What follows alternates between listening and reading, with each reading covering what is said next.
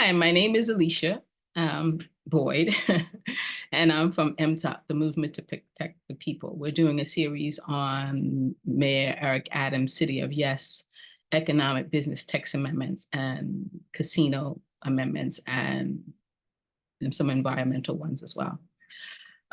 This is the first in a series, and this is called In the Beginning. And this is really about people just kind of wondering, how did the City of Yes happen? I mean, we're about to have some major shifts and changes in our zoning laws that's going to basically restructure where we live, where we play, where we shop, who we live with, under, above, and below us. Really a deregulation of our businesses all over the city. Regulations that were really meant to keep us protected, but they're trying to do away with it. And so when people wonder, well, how did this happen? Well, first you got to understand that your mayor, Eric Adams, has always been a very pro-development person, even as borough president. He was pro-development. Build, baby, build was his motto here in Brooklyn. And then when he went into City Hall and became the mayor, his chief of staff was, a lawyer for the real estate industry. So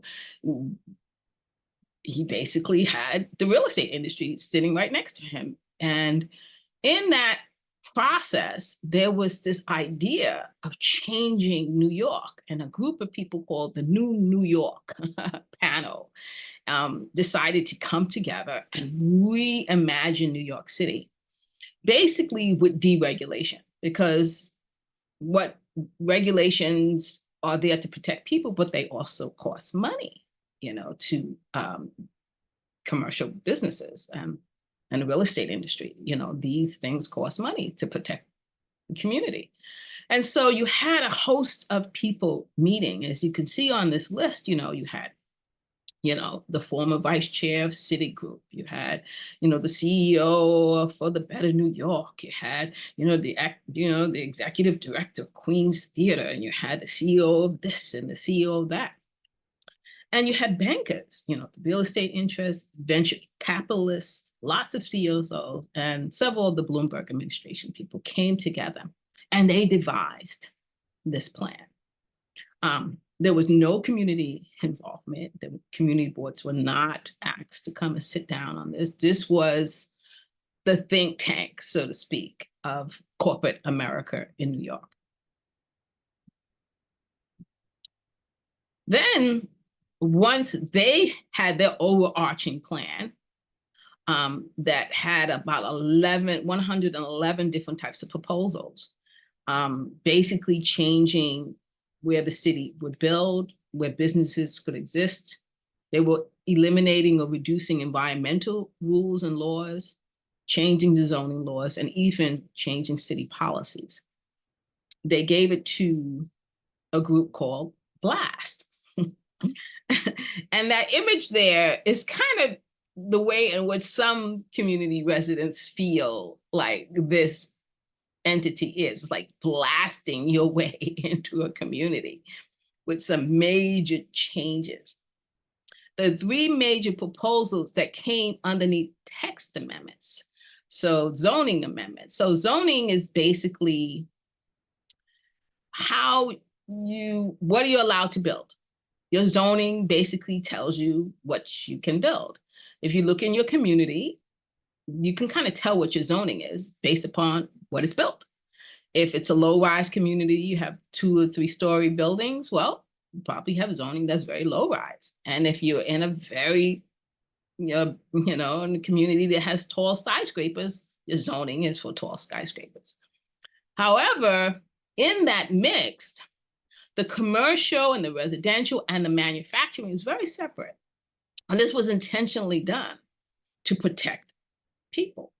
To keep the commercial in one area, you keep the manufacturing very far away, and you keep residential. And so that way, the three shall never mix. Now, however, there are times and places where they do mix.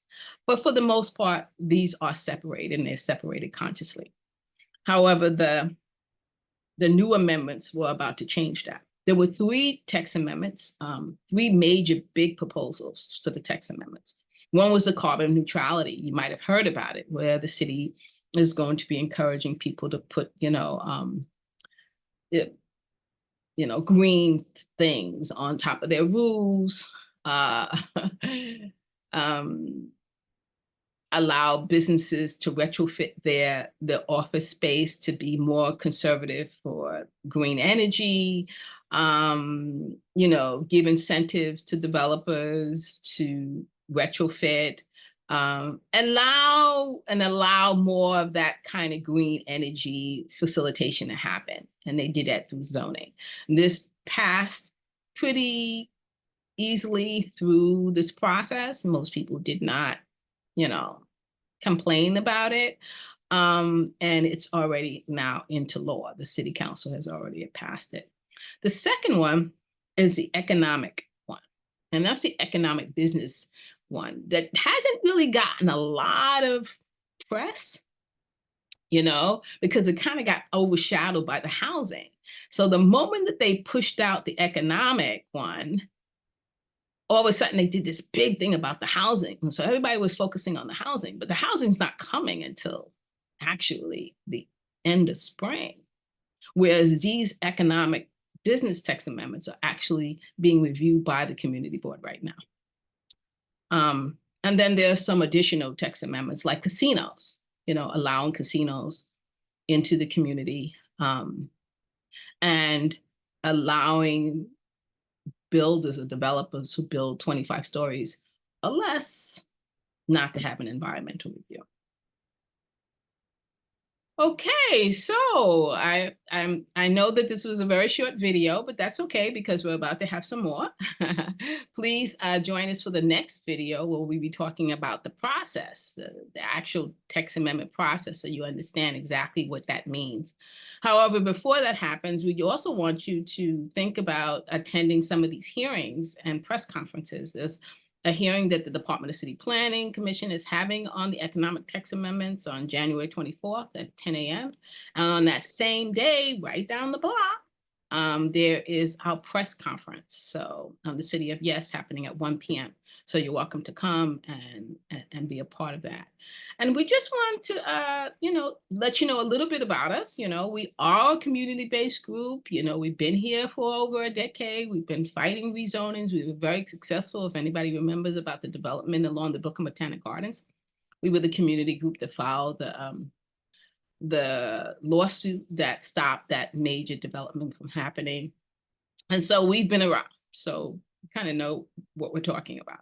But do come back to us on the second one where we'll be talking about the process, because that's a very important email. And thank you for watching.